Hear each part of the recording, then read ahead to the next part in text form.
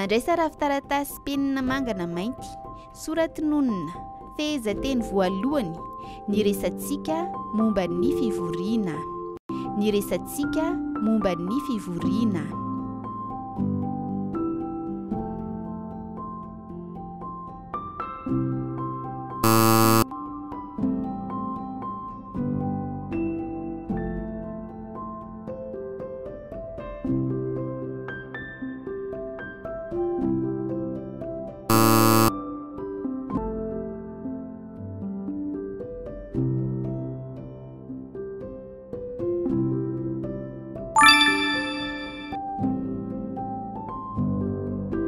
feheza teny faharoa nandeha aho noho ny adidy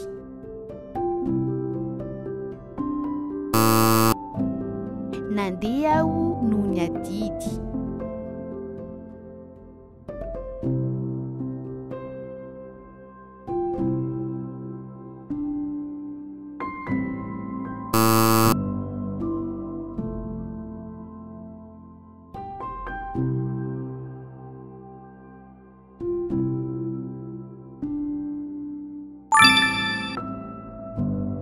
ary ny anao ahoana no nanoratanao ny teny hoe no nisy ny teny hoe momba ny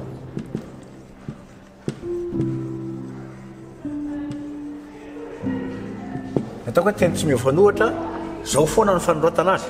misy maromaro tena mitovy fanoratra tahaka ny soratatsika hoe lava fa ireto zany zao ohatra hoe momba ny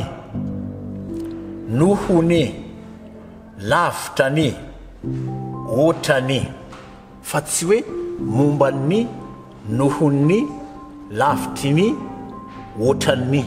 amin'ny fanoratana zany amin'ny ankapobeny dia fifanarahana ity anisan'ny fifanarahana zany hoe nisy nitondra professeur Simeon Rajon moa no nanolotra nitony amin'ny akademia tamin'ny fotoanandro ary rehefa tena dinihana izy dia samy hafa mihitsy tokoa misy samy hafa tokoa le izy satria ireto zany tena tsy miova fanoratra mihitsy hoe momba ny hoe zao ny resaka lazaiko anao momba ny fanarahantsika fa tsy hoe momba ny fanarahantsika eo amin'le feo zany mampatonga atsika hiteny hoe momba ny fanarahantsika diso zay amin'le fitenena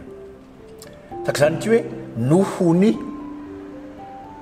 matsieo any tale de zao tsika de matetika ny olona hoe nohony amin'ilay feo ketsona sy amin'ilay mahamoramora ny vava ary io koa nge azadonana ihany ko ny hoe sarotra be mihitsy nge ny eo amin'ny fitsipika ny mampandiso ny teny hoe mamaka zay mapetipety ny vava no le fanonana no mampatonga ny olona tonga hoe lavitra ny zany zao de lasa hoe lavitry ny ty zany ny fanarahana hoe lavitra ny fa marina tokoa zany ty hoe lavitry ny ity le hira ataka hoe lavitry ny maso atao hoe lavitry ny fo hirany arina tsy mbazafy zany fa io koa ny mampatonga zanao hoe lavitry ny matetika amin'ny fitsipim-panoratana zay mefara amin'ny tra de miaraka amin'ny dia misy ifarateny ka mety misy manao hoe lavitry ny mety tsy ho diso izy zany raha manara-pitsipika zany kanefa le fanarahany lavitra ny fa lavitra ny ny fanoratana fa azo ataonao hoe lavitry ny